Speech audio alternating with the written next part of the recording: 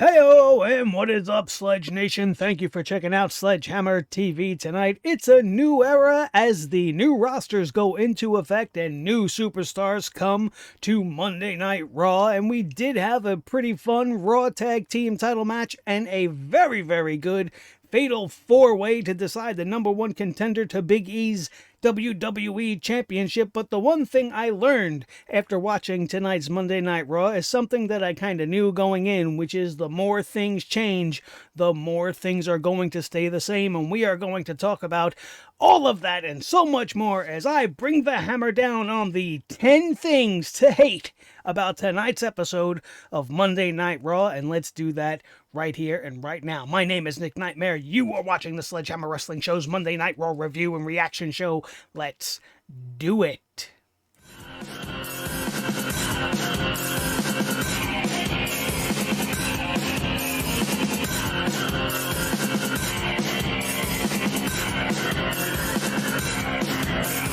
The Sledgehammer Wrestling Show.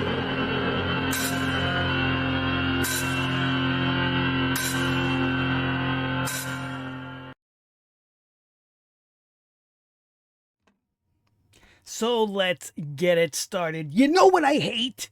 You know what I hate about Raw? Let's start with number one. I hate season premieres. Oh, it's the season premiere. This is just a meaningless tagline that the WWE puts on their shows to make you think something interesting, something special, something new is going to happen. It's the season premiere. Blah. But at the end of the day, it doesn't mean a thing because this is pro wrestling. Pro wrestling doesn't have any seasons. It's ongoing. It's not like traditional television. It's not like professional sports. There is no beginning. There is no end. Wrestling just is. And on we go down the hole. We continue to spiral as a WWE fan. There is no end to this.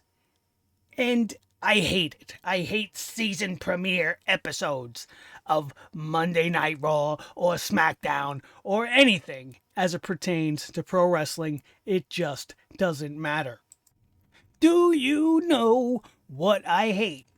I absolutely hate the traditional Monday Night Raw opening, which is what they decided to run with this season premiere. It's so important, we're going to do the same old shit that we do over and over again. That the 20-minute long, same old opening segment to promote the main event. And in this case, we had the champ come out to cut a promo. Big E came out and he said some stuff before he was finally interrupted by literally everybody who's ever held a championship. Everybody from SmackDown who came over decided to throw their name in the hat. We had Kevin Owens, we had Finn Balor, we had Tiny Dad Rey Mysterio for some reason think that he should be part of this thing, and most notably Seth Rollins, who started this whole thing off from the get-go. And this is just the same old stuff. Champ comes out, cuts promo, some guy or guys come out to challenge, an authority figure comes out and makes a main event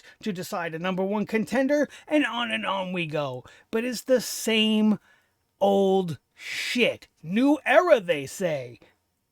Where's this new era? You guys show me or let me know when it begins. I'll be waiting.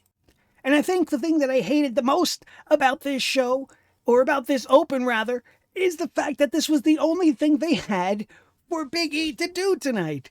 They didn't have him in a match. They didn't have him defend the title. They didn't have him do anything interesting. He came out and he was the guy in this opening segment that actually had the least to say. I think he had the least mic time of everybody involved in the traditional Raw opening segment that I absolutely hate. I hate. That's a terrible number 2. I hate it.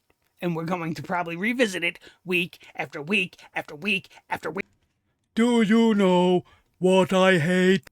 Squash. I hate squash. You want some squash? Shit, no! I actually love squash. I think it's delicious, butternut squash, a nice acorn squash, some zucchini or goats, as an Italian would say. It's fucking delicious. But you know when I don't like squash? When it's happening on Monday Night Raw. There were 8 matches tonight in the 3 hours of Monday Night Raw, and five of those 8 matches didn't go longer than 3 minutes. 5 matches, all of them with 3 minutes or less total match time. This is a wrestling show. Where's all the wrestling? 5 glorified squash matches, which is something that I hate. I absolutely hate when it comes to professional wrestling. Ugh, they gotta do better than this. You know what I hate? I hate when WWE changes things that do not need changing. We've seen it time and time again. Nikki Cross turning into Nikki ASSH. Then we see guys going into retribution, right? And they turn all these guys into something terrible. WWE just has a tendency to change things for the worse. And we've seen that tonight with Bearcat Lee. In my opinion, I love Keith Lee to death, and I think he deserves much better than this. Vince McMahon saw nothing in limitless Keith Lee. That man is a former NXT and North American champion. He held them both simultaneously. This was not your average big man. He was stacked with charisma. He was quick. He was agile. He was special. But Vince didn't see that. Vince sees him as he sees all big men when it comes to professional wrestling. So he changed his name to Bearcat Keith Lee. And now he's the same old, typical WWE big man. The slow, broody, methodical monster that we've seen time and time and time again. Instead of taking this tremendously athletically gifted, different human being and allowing him to shine as who he is, we have to turn him into something that honestly didn't appeal to me. It's bad, and I hate it, and you should hate it too. And it makes me think twice when they do things like repackage Damian Priest in the middle of a United States Championship run. Who changes gimmicks? Who changes theme songs? Who changes their look and their style in the middle of a title reign? That might be unprecedented. Why aren't they sticking with what brought him to the dance? He got new music. He's got like a new look, sort of. They're trying to fix something that isn't broken. There was nothing wrong with the Archer of Infamy. His song was better before. That's at least my opinion. There's nothing wrong with the song he has now, but the song he had before was epic. It announced that he was here. It made you feel something for this guy. And now they're changing things. And it's not for the better. And I think what makes it even worse is what comes in at number 5, because we're halfway through the countdown. And at number 5, you guys know what I hate? I hate the fact that they're not fixing things that are broken. We talked about Retribution briefly before. Tonight, former member of Retribution, T-Bag, made his repackaged debut on Monday Night Raw. He got new music as well, just like Damian Priest. But you know what he didn't get? He didn't get a new name. He's still T-Bag. He didn't get a new getup. He's still dressed up like the Retribution guy.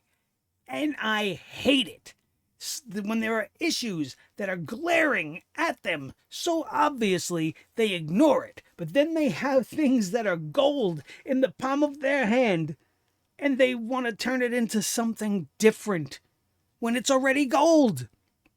This is the company that wanted to turn Adam Cole into Keith Lee's manager and have him cut his hair and not even be a wrestler anymore. What? I hate this company, and it's for big reasons like number 5.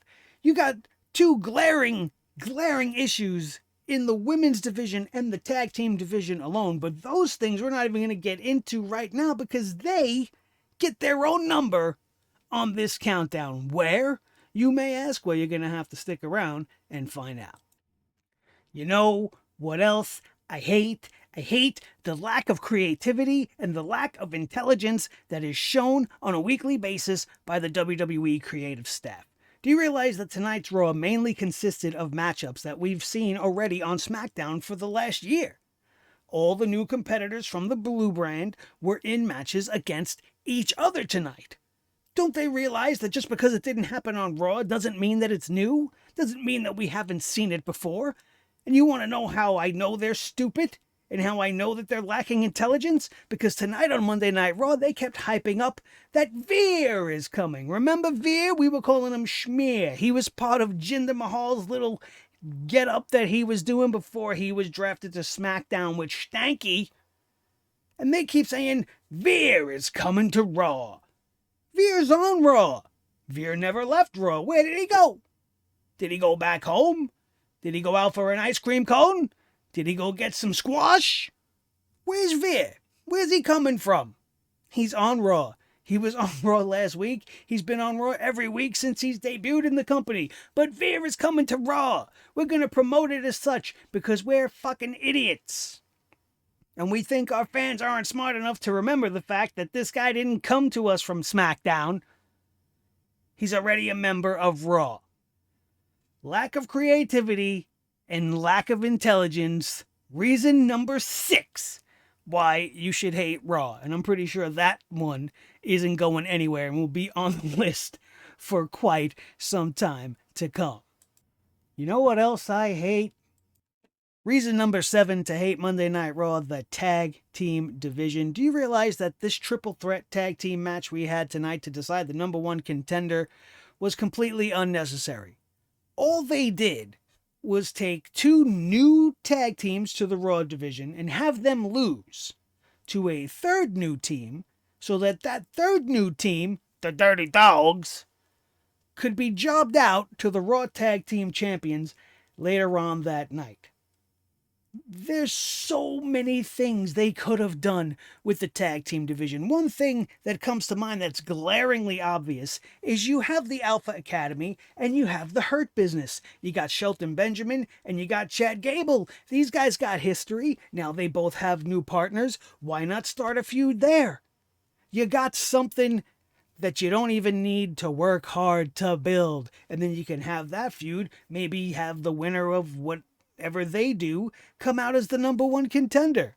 If your intention was to have the Dirty Dogs go out and lose to Ziggler and Rude, to RK Bro, have Ziggler and Rude lose to RK Bro, there was no reason for you to have the Street Profits and Alpha Academy suffer a loss on their first night on their new brand, regardless whether or not the match was up to your liking or not. That was a stupid thing. And then when you look at it and the Dirty Dogs lose in their tag team match to RK Bro, all 3 teams, all 3 brand new teams who were looking to get a fresh start on the red brand end up as a bunch of losers. All 3 of them. Talk about needing fixing. I hate the tag team division. They don't take it seriously. Why should we? You know what else I hate? Since we're talking about divisions, we might as well just tear down the women's division. Outside of what's going on with Becky Lynch and Bianca Belair for the Raw Women's title, we had the Queen's Crown Coronation, which is the culmination of the worst showcase of women's wrestling since the Divas Battle Royal of WrestleMania 25. It also featured Zelina Vega slipping in and out of accents. 1 minute she's doing her New York Spanish accent, which is very natural to her, and then she's slipping into like a British accent a la King Booker. And it was very distracting and weird.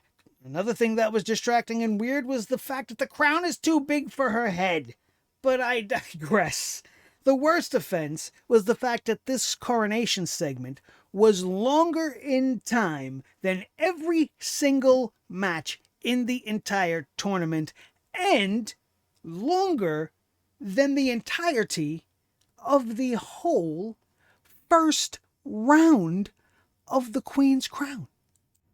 All of this just to get us to 2 rematches in the women's division, the first of which was Zelina Vega versus Doudrop, again in a rematch from the finals that happened Thursday at the Crown Jewel pay-per-view, which only lasted 2.5 minutes, far less than the Queen's Crown coronation that just preceded it.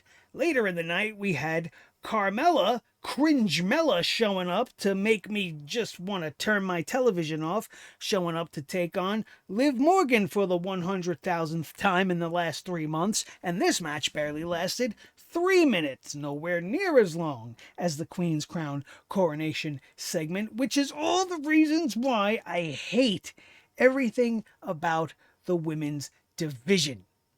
Let's not compound the fact that Carmella beat Liv Morgan tonight with her stupid mask going over once again. She's getting another push, and poor Liv Morgan has to go back to catering, still waiting for a chance. Didn't Liv already battle past Carmella on SmackDown? Why are we restarting this from the beginning again? New era, they said.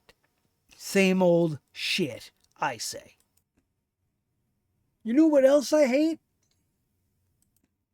Gimmick infringement. Somewhere in the world right now, probably still celebrating Xavier Woods' King of the Ring victory, we have Tyler Breeze watching Monday Night Raw tonight like, hey, Austin Theory, bro. That's my thing. That's my thing. Why is nobody saying anything about this? I don't see anybody talking about this. Everybody's like, oh, this thing Austin Theory's doing so great. It's so different. Yeah, how different is it? We've seen this years ago at a Tyler Breeze. It ain't different. It's just somebody else's. And yeah, I know Austin Theory's not a supermodel and he doesn't have the stick and the whole nine. But the cell phone gimmick, it's been done. It doesn't mean we can't do it again. I'm just saying, let's not act like this is so new and innovative. New era, they said. Something I've seen before, I say.